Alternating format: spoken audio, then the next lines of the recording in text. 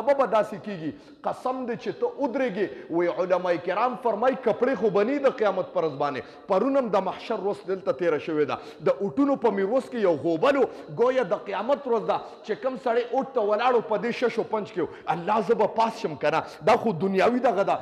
زه ستانه تپوس کوم چې د قیامت پر ورځ بربن ولاړې دې ټایم کې خو تا سره سپوټران هم ولاړ دي تا سره قام قبیلې والم ولاړ دی تا سره ښځه بچیم ولاړ دي د قیامت پر ورځ به یک تا ولاړې بربند به ولاړې کوم کفن چې هغه به ستا ختم شوي د خولو به په خپلو په وجود باندې ستا خولې به دومره چې ستا صرف ستر او عورت پې پټ کړي الله به وي اوس وایه اوس به تا سره د فعل او د پاس غمي اوس وایه انسان سره و پرونی ورځ وه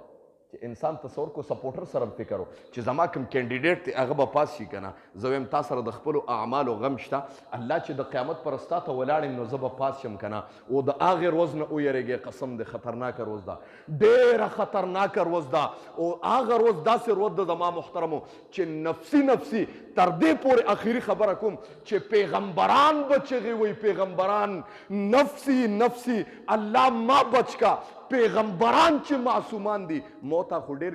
کمزوري او ګناهګار یو موږ ډېر ګناهګار یو د ما محترمو زه به د خپل ځان څه کوم زه به د خپل ځان څه کوم نو الله وفرمایل زه ستا زړه ته ګورم ستا مال او ستا دغه ته نه ګورم وکې د حدیث ته انکه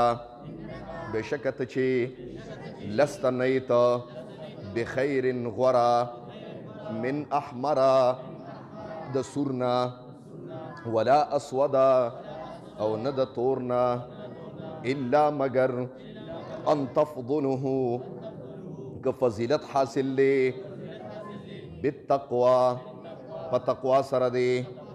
ان الله بشک الله تعالی چې دی لا ينظر نګوري الى صورکم صورت ستاتا و اموالکم او نه مال ستاتا ولكن ينظر بلکې ګوري الى قلوبکم زړونو ستاسو ته و اعمالکم او اعمال ستاسو ته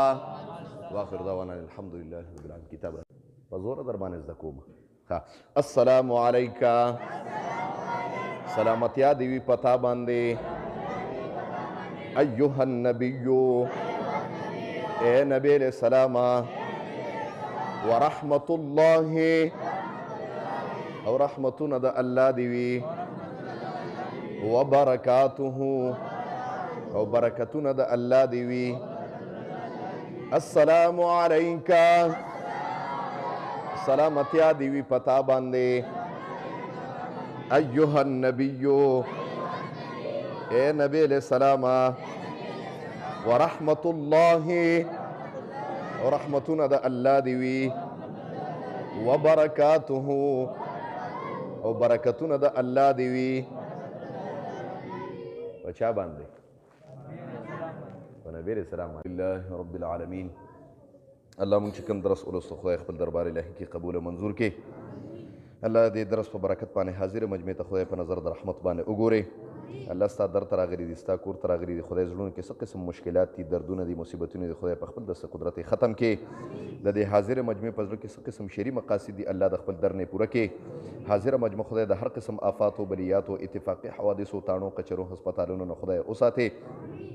الله ماشومان راغلي دي ستا در ته راغلي دي ستا کور ته راغلي دي په وړه خوله باندې ستا نوم اغوستی الله په مستقبل کې او آینده زمانت کې خدای با عمل عالمان حافظان قاریان مفتیان ته خدای جوړ کړي نوجوانان راغلي دي خدای دې قیمتي دې د قیامت علاماتو کې خدای د نوجوانۍ د طاقت باوجود الله ستا در او ستا کور ته راغلي دي چې د ګناهونو د فتنې زمانه د الله د دې په عمر کې په رزق کې خدای برکت واچي